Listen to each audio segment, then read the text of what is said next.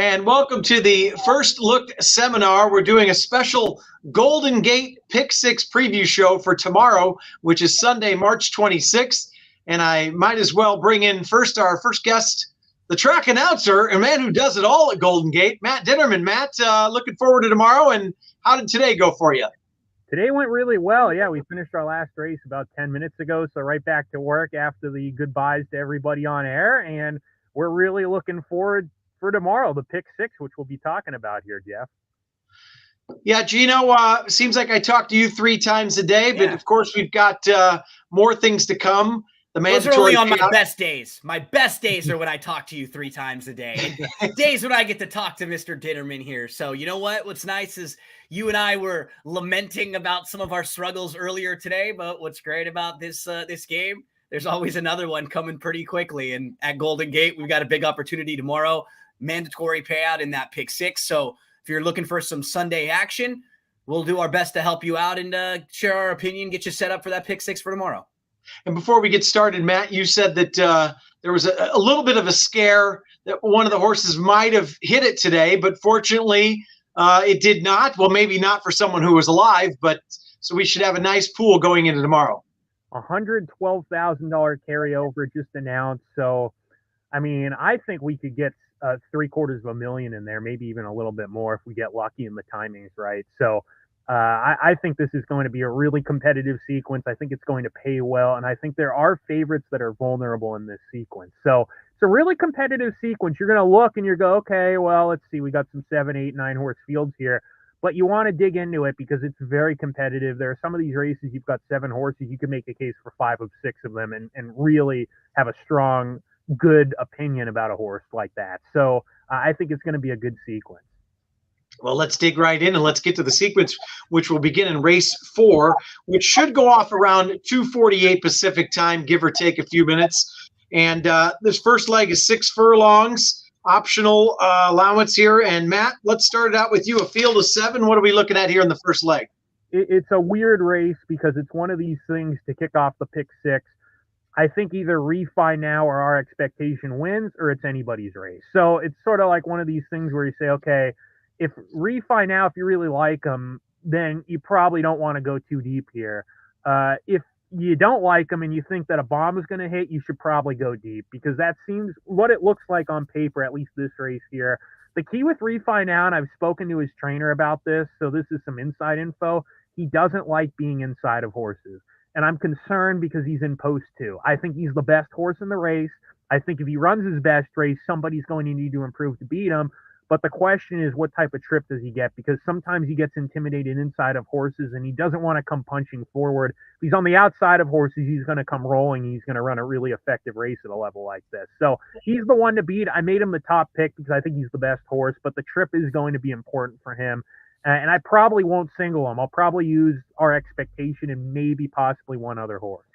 That being said, before we get to Gino, the last time out, Refi Now actually drew the rail and did win. Matt, did he take back and come out wide, or what was the trip like so he didn't get caught in between horses? So essentially what happened was a horse cleared off on the lead and he was second, and Frank Alvarado, you could see it clear as day. He immediately took this horse to the outside path. He said, okay, we're going to get you outside here.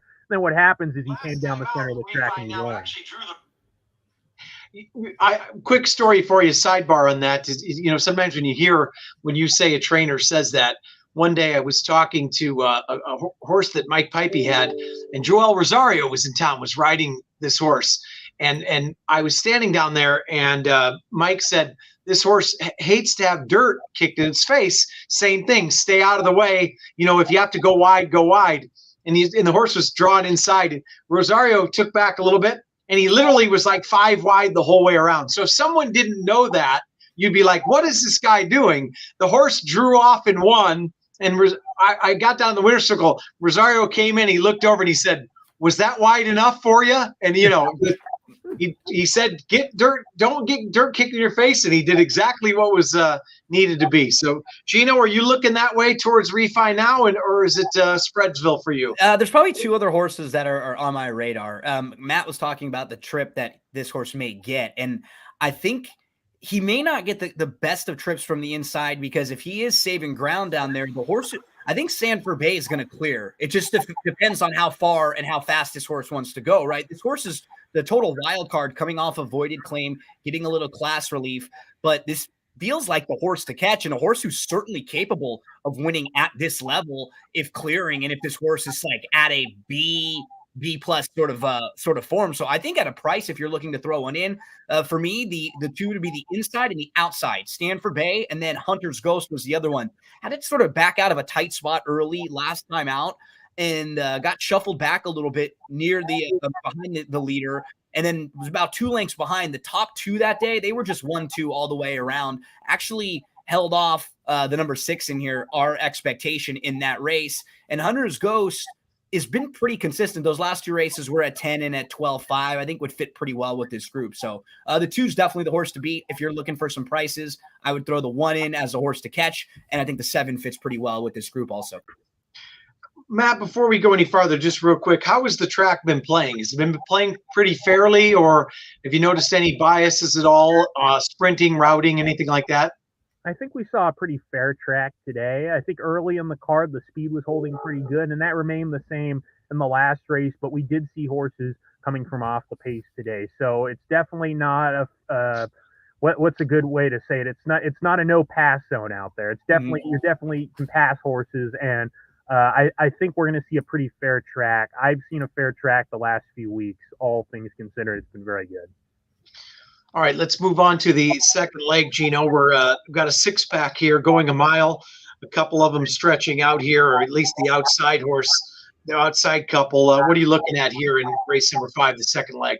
Yeah, the way I see it sort of playing out, it feels like Smiling Lady is one of those horses that just wants to go. If you watch the races too, sort of not a horse that I think they can wrangle behind horses, even sometimes is getting out like way off the rail. So I think the plan is just go, and sometimes they'll catch a field or they'll catch the day where she can take them wire to wire. If you have the ability to use horses in here, you know, she's one that she could be on the lead turning for home, and you get a little nervous if she's got 2 lengths on the field. I was pretty straightforward, I thought, in this race. Like Mastery Cat has been pretty good overall. Was able to defeat the 1 delusively last time out. And then I just sort of wonder what trip we're going to get with the 6 Happy Gal. Feels like stretching back out. She could be more forwardly placed, and she could maybe put herself in a decent spot, because if you look at early in her career, she was right up on the lead in some sprint races. So I think she has a little bit more speed than she's been showing lately if they want to try to use that weapon.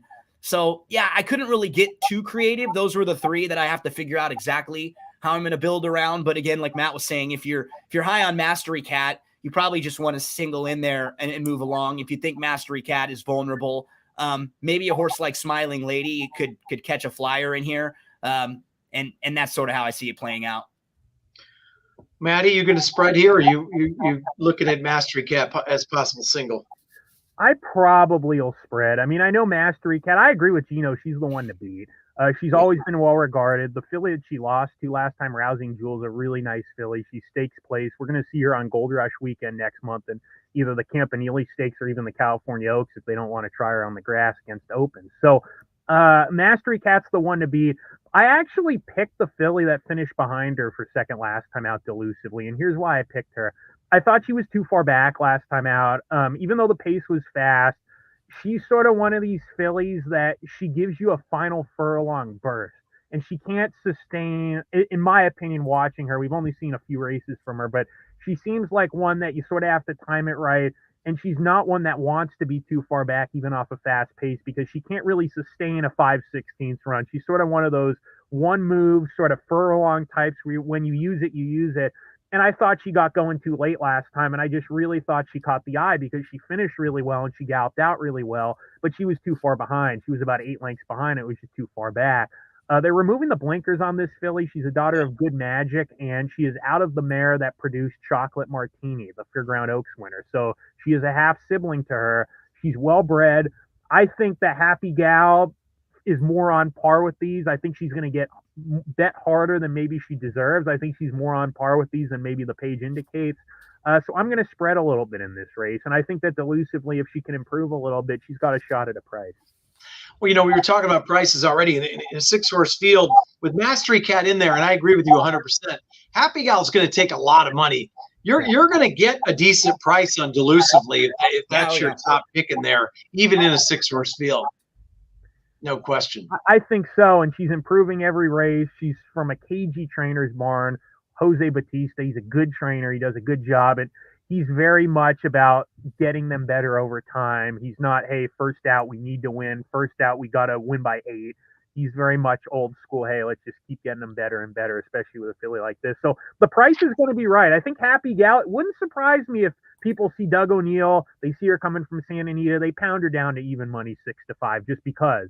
That wouldn't surprise me. I don't know what you think, Gino, but it wouldn't. Yeah, she's going to take some money. You're right. She looks like she fits better with this group, and people see the stakes company and just compared to what the races that some of these others are coming out of. So I think if you could beat the 4 or the 6 in this race, you'd definitely be in really good shape in the pick 6, because I think those two will be on probably everybody's tickets. So if Matt could get the 1 Delusively home, maybe Smiling Lady could catch a flyer. If you could even just beat them with that next tier of prices, this is going to be maybe one of those separator races.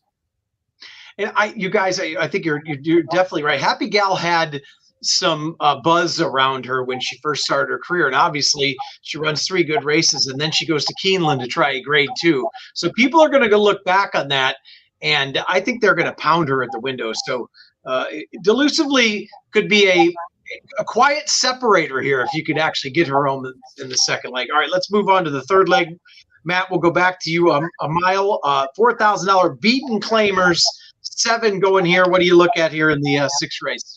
I don't have an official confirmed pick because I've got no clue who's going to win this race, unfortunately. That's correct.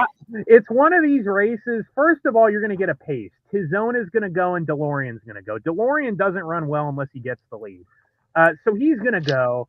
Tizona, he used to be tactical, but recently he hasn't been very tactical. So I think the pace is going to be decent in here. The problem is on Raglan Road, 2 starts ago, this horse, he hung really bad, and he had every chance to win, and he didn't. And then last time out, he sort of got dueled into submission and ran 3rd.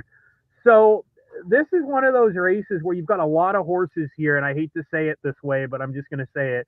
They're professional losers recently. They don't win that often. So I'm having a really tough time, A, trying to figure out the pace scenario, and B, who's going to have that oomph to win.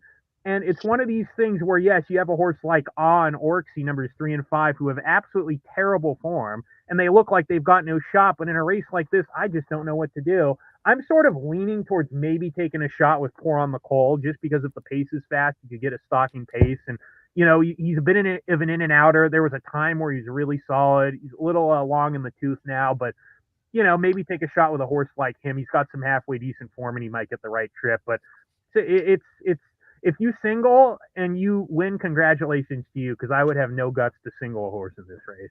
Yeah, Gino, when you have your 9-5 morning line favorite who's 0 for 18 at Golden Gate, you know that this could be a wide open affair here in the 6th. Yeah, I'm tossing on Raglan Road in this race. Okay. Those last 2 races to me were just like Matt said, had every opportunity. I thought the 2-back race really hung last time out. They got a little more aggressive, put the horse on the lead, and didn't have the most difficult fractions. And so I wonder in this race, in chase mode from a little bit farther back, will he get the trip? I believe Matt's right with DeLorean. Dun, dun, dun, dun, dun, dun, dun, dun, going to be going right to the front end. And Tizona of the speeds, I would be okay maybe giving Tizona a shot in this race if you're looking at it as sort of a wide open kind of crazy race, because, you know, you look at Tizona's form and they are dropping down, right? There is some backlash to this horse. The recent form does not look good at all, but all of those races are against a lot better. And this horse was off from June to March, showed back up in March, and was speed and fade that day. So, you know, you go a little bit back and you can see some races that would really, you know, handle this group. I like who Matt mentioned, though, the 1 Pour on the Coal. I think we'll get the best trip in here. Again, if you just sort of look at the races at this level for Pour on the Coal, I know the difference between the 4,000 and sometimes stepping up to the 62.5 isn't that different, but the 2 races against the 4,000 restricted claimers were really good. 2 starts back, it was one of those weird races where this horse was almost 20 lengths, like 15 lengths behind because there was a runoff. And those races are really hard to gauge sometimes. I think sometimes you can't really judge them the way that other more formful races are run. And last time out, Pour on the Coal settled like 2nd or 3rd inside. took back a little bit and then made a 3-wide move up to the lead. But the winner, was just impressive. The winner ran by this guy and outfinished on Raglan Road. I think Pour on the Coal sits a really nice trip. And to me, 7-2 plus is probably pretty fair value and probably the best value for their chances of winning this race. I feel like this is one of the more consistent. So I'm going to try to build a lot around the 1 and the 2, I think, in this race. And maybe Tizona is either the fastest or has just can win the battle of the speeds. And then the 1 gets the trip. All I know is when you started that, I just wrote at the top, Matt All Button. So that's what I'm going to play. And I'm just going to hit the all ball in race 6. So let's move on to race 7. Gino, we're going 5.5 here in race 7. What are you looking at? Yeah, horse is a little bit of a price that it will be on my ticket is the 2 Sierra Melody. Looking at Sierra Melody, this was a horse who's getting to a reduced class level. Look at the last 2 races against 20,000 restricted and then against $14,000 claimers. And those races were separated by a 3-month layoff. So this is just going to be the second start of the year, the second start off that little bit of a break. Last time we saw this horse at this level was back on November the 19th when finishing 3rd that day.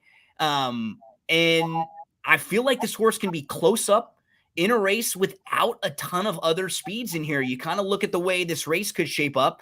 There's not really any need the lead for sure they're going to go. So could Sierra Melody just be forwardly placed in here from the inside, sitting a nice trip? I think so. Phantom Drop will probably be close up. Cinderella's Prince can probably be close up.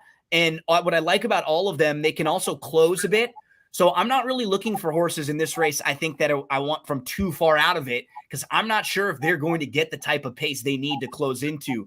And I'm curious what Matt thinks about Muay Thai here, who, I could absolutely see winning. I was a little disappointed with that last race. Did have a little bit of traffic there in between, but I thought some of the others were kind of equally as good in that race. So for me, 2, 3, and 5 are going to be on a lot of my tickets in this one. So Gino trying to beat the chalk once again. Maddie, what do you think of the Muay Thai and some of the horses that Gino had mentioned? Ever since this horse came off a layoff in April or January, he's clearly not the same horse. I actually watched the trip that this horse got last time out because I see all the trips because I'm calling the darn races. But at the same time, I need to get my memory rejogged because they're jogging the memory because there's a lot of races I watch. And the fact of the matter is this horse was late to switch leads. And he had a shot to at least try to move forward, and he Absolutely. just fought it along. He didn't have any sort of burst of speed. I didn't like the last race. I'm probably going to try to beat him as well. I think Sierra Melody's a good pick. I went with Phantom Drop. This horse here has been running against tougher. If our expectation runs well a little bit earlier in the sequence, people will bet Phantom Drop because our expectation beat him last time. I just think 2 starts ago, I thought this horse ran a really good race at this level. Excessive Cat, he's a better horse than any of these horses in this race on his best day, even though the condition's the same and this horse ran second too. So Phantom Drop's the 1. Sierra Melody was actually my second pick. He's got back class. Hopefully he's ready to run well today. And I actually threw in a pretty big price I'm going to throw in here implicitly, number 6. Nice. You have to go back a long ways, but the last time this horse sprinted, he ran 4 feet and 2 lengths to even or even worse in Far West. 2 next out winners. They're a lot better than $6,250 claimers. This horse is cutting back in distance. He's going to be really fit. And you get the leading rider aboard Osael Espinoza, 8-1 on the morning line. I think he's the longest shot on the morning line, and he's definitely on my ticket. So I think you can find some value in this race as well. Yeah. Well, thus far, really, we've had some knocks on all of the favorites. So like you said, not huge fields, but it looks like in some of those days when you get 5, 6 middle of the roads, 7-2, 9-2 shots, and it pays unbelievably well because at least so far in the sequence, there's no standout single whatsoever. So let's move on to the 8th race. And what was lacking in pace looks like there is an abundance of in race 8, Matt. What are you looking at here with all the speed signed on? Yeah, there's a lot of speed in here. Oh, did you say my name? Or yes. Oh, my name. I'm sorry. I thought I heard something in the background there. Okay. Race number 8. Yeah. Well, a dime from me keeps getting bet. And there are some bad trips she's had where she's lost and you sit there and you go, come on. She was the best horse. And she got a couple of bad trips, really bad trips. Last time out, though, she didn't get a bad trip. She just got out finished by perfect trip. Perfect trip. I mean, she got the perfect trip. and I singled her because she had some bad trips. And I said, you know what? She runs a race, she's probably going to win. And then I went on air afterwards on the on track feed, which I do, and I say, I have no complaints. Evan Roman rode her perfect. She got the perfect trip. She was second best. Austrian Navy, before that last race, is not a better runner than A Dime for Me is. Until last time, when Sammy Calvario claimed her, and he's winning at over 50% first off the claim. So whatever he's doing, it's working, and he knows what horses to claim. He knows where to spot them. I might have no choice but to single Austrian Navy. I wouldn't be super confident because A Dime for Me on her best day is very good, but I can't trust her. And Sammy Calvario, I can trust to have his horses ready to go. So Austrian Navy, I may have no choice because I have to spread in other races. So I may just single her. Well, at 6-1, Gino, it looks like she should get a good trip, and she's won 4 of her last 5 races. Are you leaning that way as well, or somewhere else? We were seeing the same past performances in this race. Those are the only 2 horses that are on my radar, just from the way the race shapes up, because the other horses in this race just all seem so much like they need to be forwardly placed. Macy Joe, speed, and the inside draw. So you'd have to imagine is going to have company from 3 or 4 others to the outside. Truly Fabulous wants to be close up. 212 is a major pace factor in here. JC and Don't Tell Heidi, they all are pretty one-dimensional. And they don't really seem like they want to sit off the pace all that much. The 2 horses who do, but what's nice about both of them for A Dime for Me and Austrian Navy is it's not like they're stone cold closers.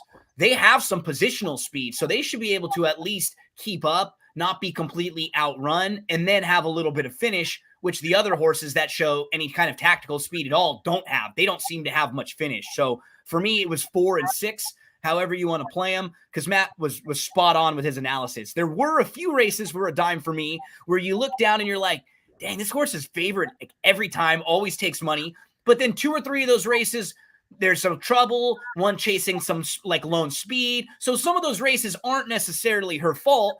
Then the last time she just got beat right on the square by a horse who's in this race. So what do you do? But Austrian Navy has now won 4 of the last 5 through 3 different barns, which is kind of impressive too. Even though it took a big step up, as Matt mentioned, has kind of kept the form through a couple different conditioners. So 4-6 for me in most exotics, and I'll probably play the 2 of them there. All right, 4-6. And what I like, Gino, is Matt's speaking our language in the no chalk zone. He's thinking about singling a 6-1, which is right up our alley, which I like. You get a separator like that, makes all the difference in the world. All right, we move to the final leg, and it is at 5.5 furlongs, maiden 25. A couple of horses that have run before for Jack Steiner, and then we've got several first-time starters in here, Gino. Which way are you looking to close it out? Yeah, well, the Steiner horses are probably the livest and the horses to start. What's interesting about the 1, normally I don't like playing horses like this. This horse was claimed for $50,000 and then shows back up, was claimed in July for $50,000 at Del Mar, shows back up first time for $25,000. That's not always a positive sign. What's interesting, though, is normally when we're talking about things like that, we're talking about horses that are a short price. So that's why we're worried about it, right? Because do I want to take a really short price on this horse who is probably not like all that, all in the greatest of form? I mean, if this horse catches a flyer from the inside, and I wonder what the tactics are going to be with the 2 Steiner horses, because they're proven and they're both speedy. Are they both going to show speed and sort of duel each other? Right. And honestly, Matt, what's sort of difficult about handicapping the rest of this race, it's a 5.5 race, and it doesn't look like many of these first-time starters have that much speed. A lot of them don't look, and we don't know sometimes how it plays in the morning, but they don't look all that fast. So I do think the 1 and 7 are going to be out there forwardly placed. I'm really curious how they play that out between the 2 of them. Gunning for Gold, obviously dropping in class. The first-time starter I like the most would be the Andy Mathis to the outside Motown Classic. 6 of these 7 siblings have won. This is just a really steady barn. They don't win all the time first out, but in a race like this where I didn't have all that many options, I could absolutely see this horse firing a big effort. So the only horses on my radar here, 1, 7, and 9. Maddie, have you gotten a chance to look at any of these horses' work in the morning by any chance? I have not, unfortunately. I can't tell you tendencies of trainers and how they work their horses if you want that. I actually went with a second time starter at a price here. I'm going with another price in this race. How do you like me now? This horse totally blew the break last time and made up a significant amount of ground and finished 5 lengths behind the winner, Fly Wicked Eagle, and galloped out really well. So I'm going to take a shot. I like maiden second time starters. I think they can really take a step forward. This horse has worked out of the gate once, so they're trying to get him to break. Hopefully he does. I can tell you that Jack Steiner, he's very aggressive with his spotting. He's got good owners that let him put horses in races where they belong. And he's not going to mess around. And that's why part of the reason why he wins first off the claim at 26%. And maybe he's saying, you know what, he's not quite ready for the main special weight level. Now we've gotten him as an older 3-year-old now. He's last seen it as 2. I sort of look at him like a first-time starter in his own right because he only ran once at Del Mar. It was a disaster. He dueled on the leading weekend, so you don't really know that much about this horse. I think Cooper Klimt's probably pretty live. He's a first-time starter. Tim McCanna does not work his horses that fast. 101 and change. That's good time for the McCanna barn, even 102. That the times aren't that fast on this track, and that's good enough. And you get Frank Alvarado, and Tim puts Frank on a lot of live horses when they're younger. So for me, he makes sense. I think Hot Chicks Only, talk about an interesting name that the Jockey Club decided to pass. I get to have fun, I guess, calling that race. $17,000 sale purchase by Gervin. Jamie Thomas is another one. You'll see he'll work them a time or two fast, and then he'll slow it right down again. He'll work them mostly slow, and you'll see a couple of works that are sneaky fast, and we've got that with this horse going 101.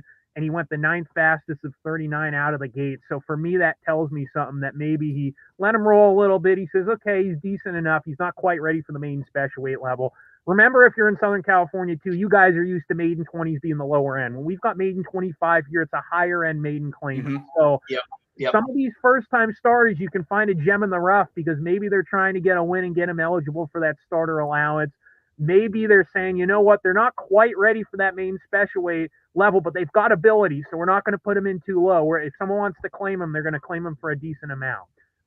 So I think that probably those are the types of horses I'm going to be using, and we'll see what happens.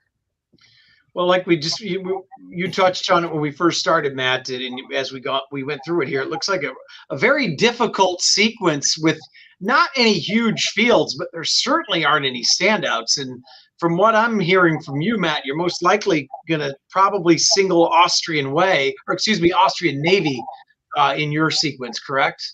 If she can run like she did last time out, I'll be very satisfied. And if we lose, we lose. But you got to take a stand somewhere in a sequence like this. And I'm not scared to pick chalk at times. There are times where I say, you know what, I don't think the favorite's going to lose. I don't feel like I need to bet against the favorite every single race. You don't want to be at chalk all the time, but I'm also not scared to play a favorite if I think that they're probably going to win the race. And in this scenario today, in this sequence tomorrow, I should say, there aren't any favorites that wow me by any means. And it wouldn't surprise me if people bet Austrian Navy, but a dime for me always gets bet, and I'm expecting her to get bet again. So we're gonna step on the gas here with Austrian Navy and hope for the best if we can make it that far. First of all, if with the horse in the last race for Matt, as a track announcer, I think the rule should be if they can clip that of you having to just say the horse's name and use it against you in some way, that maybe, you know what I mean? Like that could be used against you somewhere down the line. Matt just going, hot chicks only,